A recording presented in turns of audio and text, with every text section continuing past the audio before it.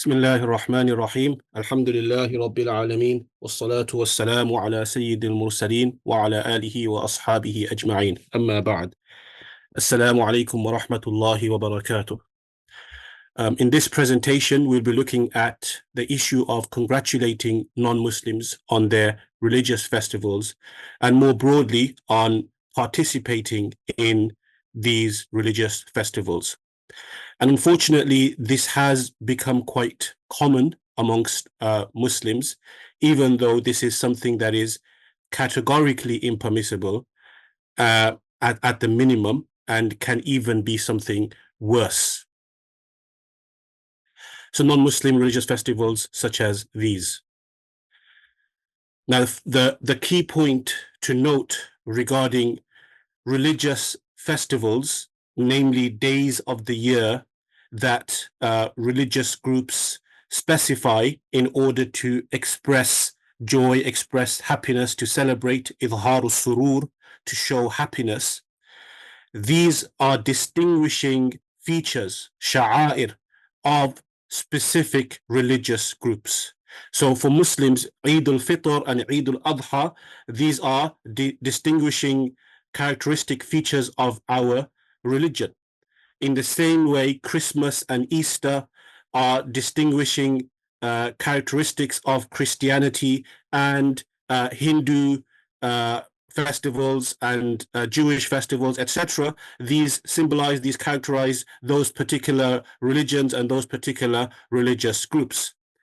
Hence, participating in them or offering congratulations for them is either based on approval of their religion, right? So why is one doing that? Why is one participating in that religious festival of another religion? Either it's because they approve of that religion, they legitimize it, they regard it to be legitimate, they think that religion is correct or legitimate to follow. And of course, such a belief is kufr.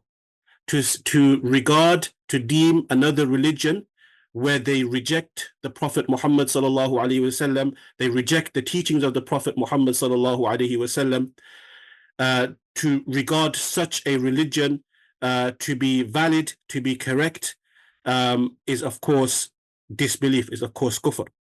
So at that, in that sense, such a practice is in fact disbelief.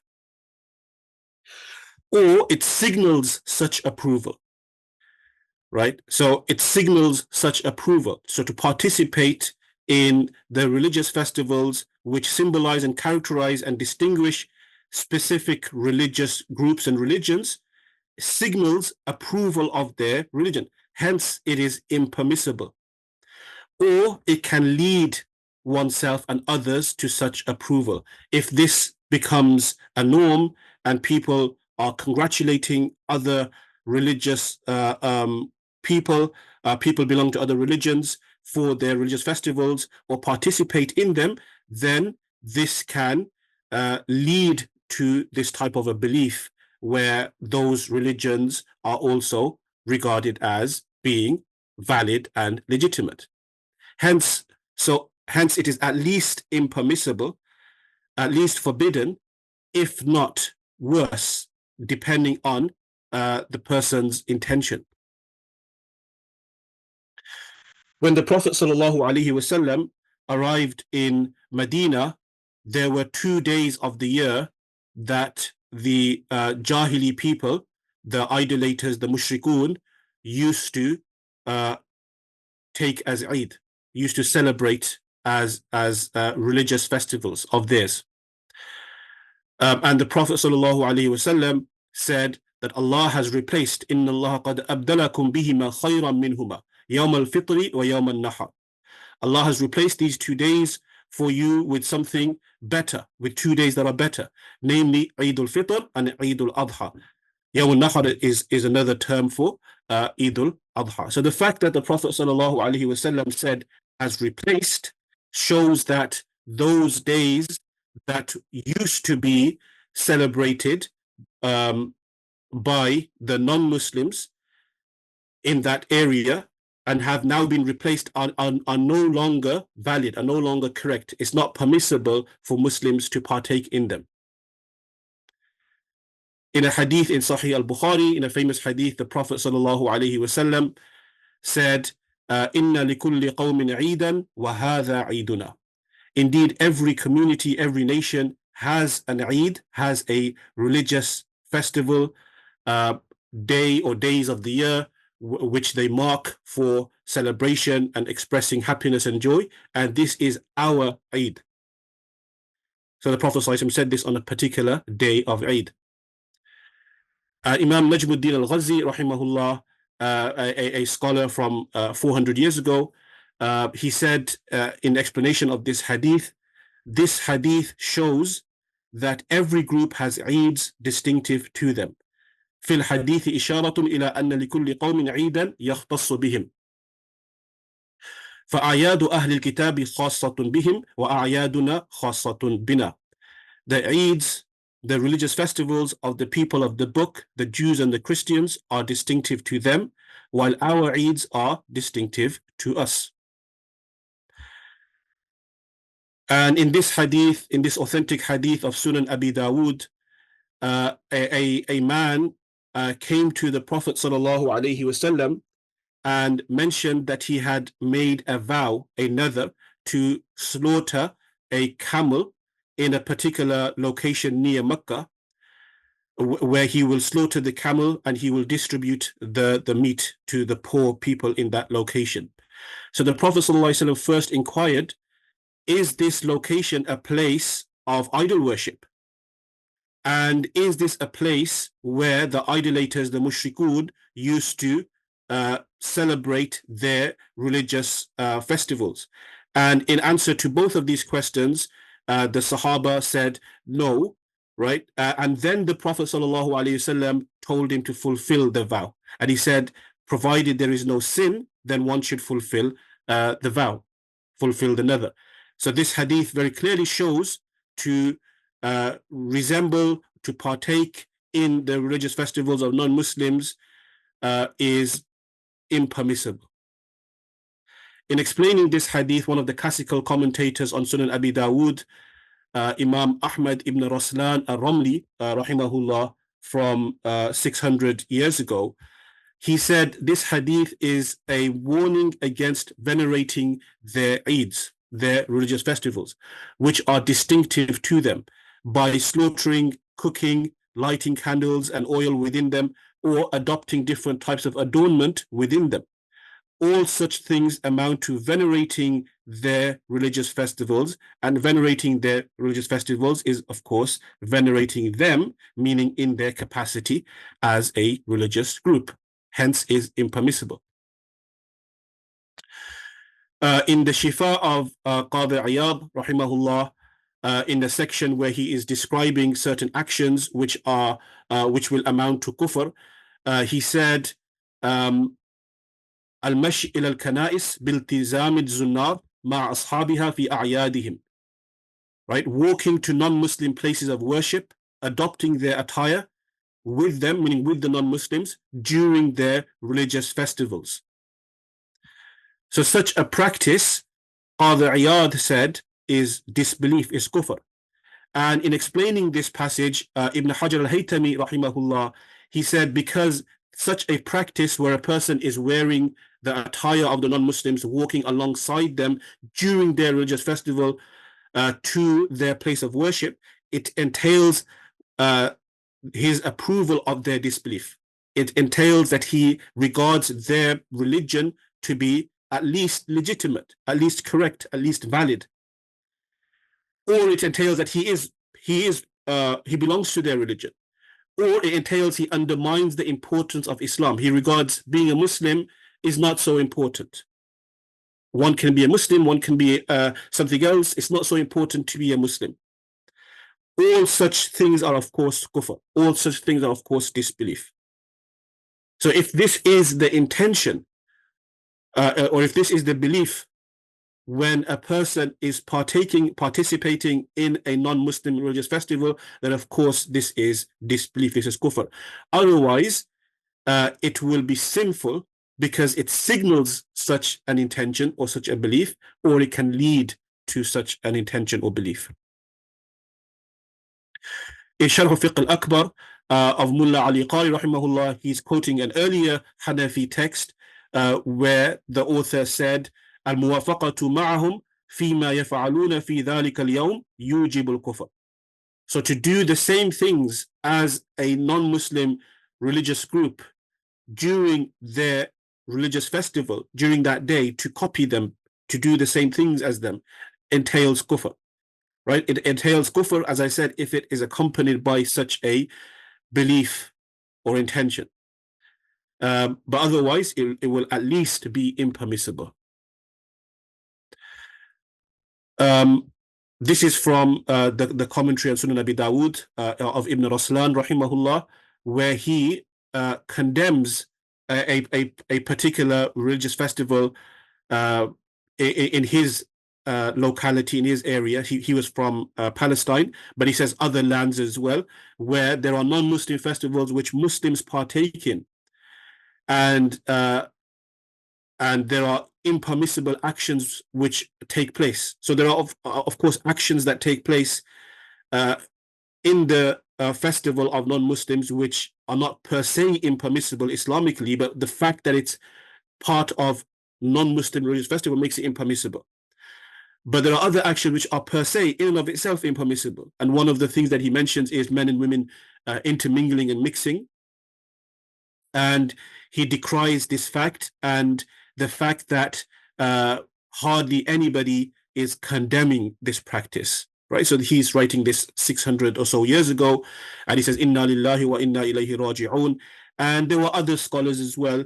For example, Ibn al-Hajj, rahimahullah, the famous Maliki scholar from North Africa, in his famous book, Al-Madkhal, and he even said that there's بَعْضُ مَنْ يَنْتَسِبُ إِلَى الْعِلْمِ يَفْعَلُ ذَلِكَ. There's some who are associated with religious knowledge who are doing these types of things, and which should be strongly and severely condemned.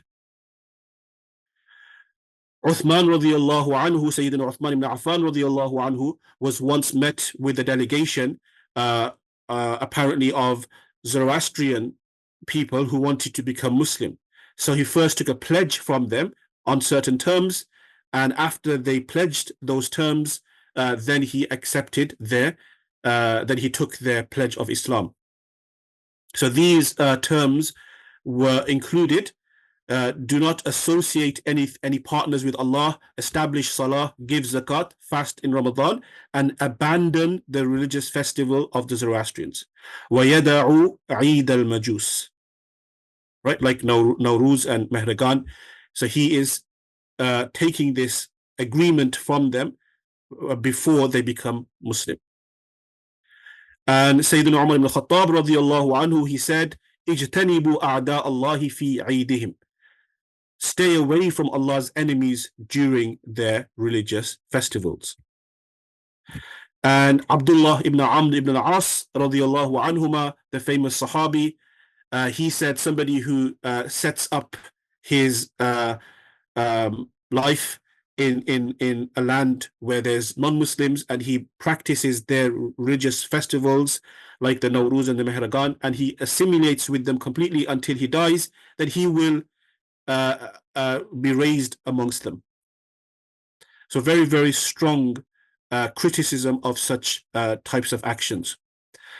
And Imam Najmuddin al-Ghazi rahimahullah, who we mentioned earlier, in his work Husn al-Tanabbuh, he says, فَيَنْبَغِي لِلْمُؤْمِنِ أَنْ لَا يَحْتَفِلَ بِغَيْرِ هَذِهِ الْأَعْيَادِ الثَّلَاثَةِ. The believer should celebrate only these three Eids. So the two Eids of the year, Eid al-Fitr and Eid al-Adha, and the Eid of the week, Jumu'ah, and the believer should not treat any other day as a religious festival. Right? وَلَا يَتَّخِذُ غَيْرَهَا عِيدًا. Whether in terms of inventing another day, or in terms of participating with non-Muslims in their religious festivals. Because someone resembling a community is counted as being from them. Right? And of course, these are the words of a hadith. مَنْ تَشَبَّهَ بِقَوْمٍ فَهُوَ مِنْهُمْ. Whoever resembles a community is counted as being from amongst them. And many centuries ago, Ibn Taymiyyah, in his Iqtida al-Sirat al-Mustaqim, he talks about Christmas on specifically, and he talks about other festivals as well, but Christmas specifically on the 25th of December, which is a Christian celebration. فإن اتخاذ هذا الميلاد عيدا هو دين النصارى. So it's a Christian celebration to take the 25th of December as the day that Sayyidina Isa alayhi salam was born, and therefore to celebrate it. Hence, Muslim participation in that, of course, is completely impermissible. In this Hanafi text, it mentions that al-i'ta'u bismi Nowruz wal-Mehregan la yajuz. So giving a gift with the name or the intention, so as the commentator mentions, وَمِثْلُ الْقَوْلِ النِّيَّةِ of Nowruz and Mehregan is not permissible. So these are Zoroastrian religious festivals, but it equally applies to other religious festivals as well, like Christmas or Easter. So if somebody is giving a gift on that day, and specifically mentions that this is a Christmas gift, for example, or this is an Easter gift that I'm giving, or they don't mention it, but they have the intention in their heart that this is why they're giving it, because of this occasion, because of this day, which the non-Muslims take as a religious festival, then it is impermissible, right? It's haram. And of course, this is unfortunately a common thing. Now, specifically regarding congratulating non-Muslims on their religious festivals, this is, of course, included within participating in their religious festivals, and is included within something that signals at least venerating their religion, and hence is impermissible. And of course, congratulating one another on the day of Eid is something that the Muslims do. Muslims will celebrate each other. They will say, تَقَبَّلَ اللَّهُ مِنَّا وَمِنْكُمْ, or even Eid Mubarak, for example. They will congratulate each other on the day of Eid al-Fitr and Eid al-Adha, right, which is something permissible to do. Imam Abu Abdillah al-Halimi, rahimahullah, a major Shafi'i scholar from Bukhara, in present-day Uzbekistan, who was a major Shafi'i scholar from more than 1,000 years ago, in his work al-Minhaj fi Shu'ab al-Iman, he talks about congratulating non-Muslims on their religious festival. And he says, Muslims should not in any circumstance congratulate the non-Muslim on his Easter celebration. Right? وَلَا أَنْ يُهَنِّئَهُ بِفِصْحِهِ بِحَالٍ وَلَا بِالنَّيْرُوز وَالْمَهْرَجَانِ. No Nowruz or Mehregan, nor follow them in venerating these times that they venerate. As in, don't do any action on this day with the intention of venerating and showing respect to these days that the non-Muslims show respect to and take as a religious festival. And in this Shafi'i text, An-Najm al-Wahhaj fi Sharh al-Minhaj, the author, rahimahullah, he mentions, يُعَزَّرُ مَنْ وَافَقَ الْكُفَّارَ فِي أَعْيَادِهِمْ. So somebody who copies the disbelievers, who does the same things as them during their religious festivals, should be punished. Meaning, under Islamic jurisdiction, they will even be punished. And as well as مَنْ هَنَّأَهُ بِعِيد, somebody who congratulates a non-Muslim for their religious festival, they too will be punished, because it is sinful. Now, there is this passage from Al-Insaf of Imam al-Mardawi, rahimahullah. Al-Mardawi, rahimahullah, was a major Hanbali scholar from several hundred years ago, Um, and this work of his, Al-Insaf, is a very famous work.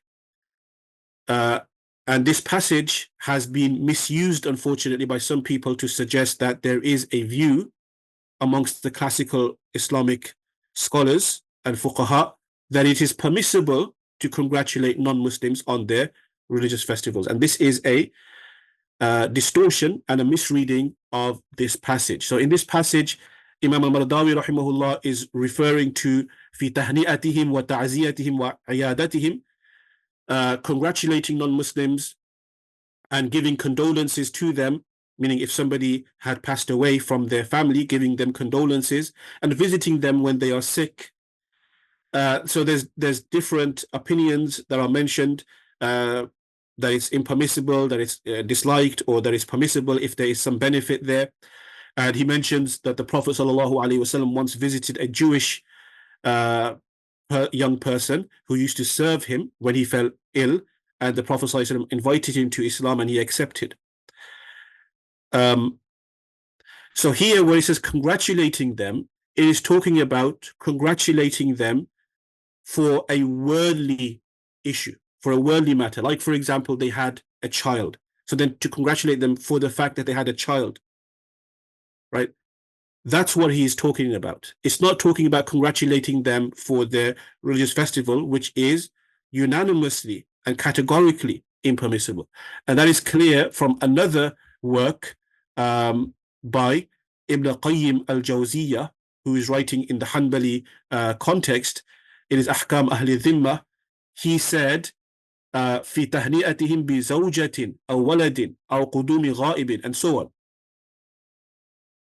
That the disagreement that's from Imam Ahmad ibn Hanbal and the Hanbali madhab is regarding congratulating non-Muslims.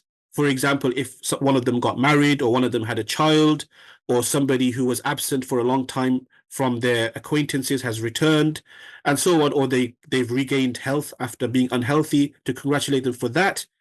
That is what the disagreement is about. But as long as but the person must avoid using words that suggests approval of their religion.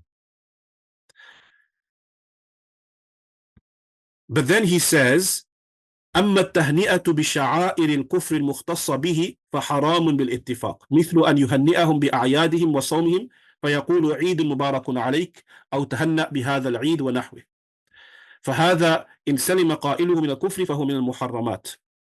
As for congratulating them on symbols of disbelief distinctive to groups who profess disbelief, this is forbidden by consensus, such as congratulating them on their religious festivals or their fasts by saying, for example, have a blessed festival or enjoy this festival, right? Like, for example, saying Merry Christmas or Happy Easter, etc. If the one who says this is spared from disbelief, it is still forbidden, right? So even if it's not accompanied by that type of reverence or the type of beliefs that we mentioned earlier that will amount to kufr, still, because it signals that and because it could lead to that, it is categorically forbidden and impermissible. And Ibn Qayyim also says, وَكَثِيرٌ مِّمَّنْ لَا قَدْرَ لِلدِّينِ عِنْدَهُ يَقَعُ فِي ذَلِكَ وَلَا يَدْرِي قُبْحَ مَا فَعَلَ. That there's many who don't give importance to religion, who fall into this and don't realize how evil and how wrong, how bad this practice is. Right? So, of course, the discussion has so far has been regarding congratulating non-Muslims on their religious festivals or participating in some manner in them.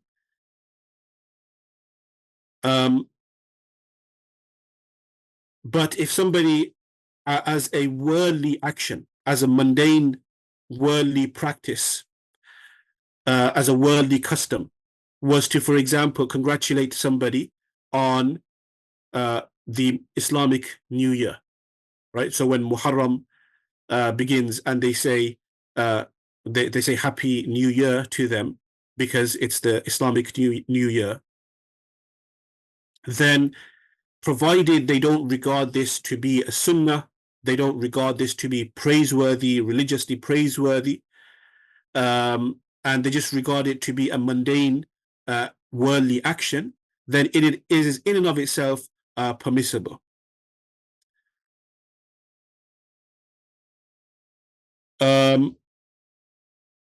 As for other calendar systems, of course, the Gregorian calendar has become necessary and has gained widespread use and is not possible to avoid, even though ideally the Islamic calendar is the one that Muslims should employ, but it's impossible to avoid that other calendar as well.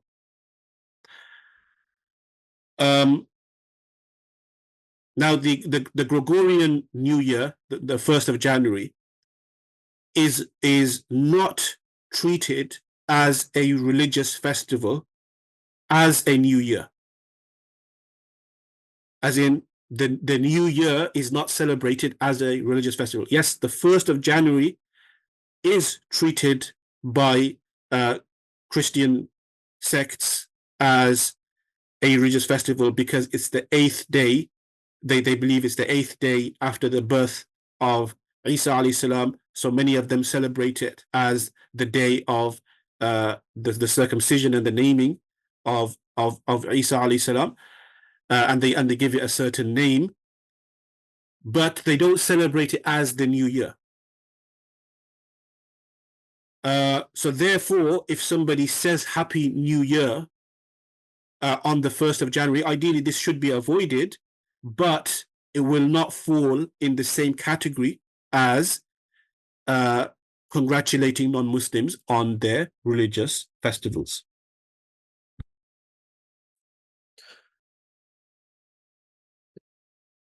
Okay, to summarize, non-Muslim religious festivals like Christmas and Easter characterize particular religious groups and particular religions, like Christians and like Christmas, rather like Christians and Christianity, and function as a symbol for them and their beliefs. Therefore, or rather to hold another religious group in their capacity as a religious group or their beliefs in reverence, of course, compromises one's Islamic belief, because it entails legitimizing that religion, regarding it to be valid, and granting it or regarding it with approval.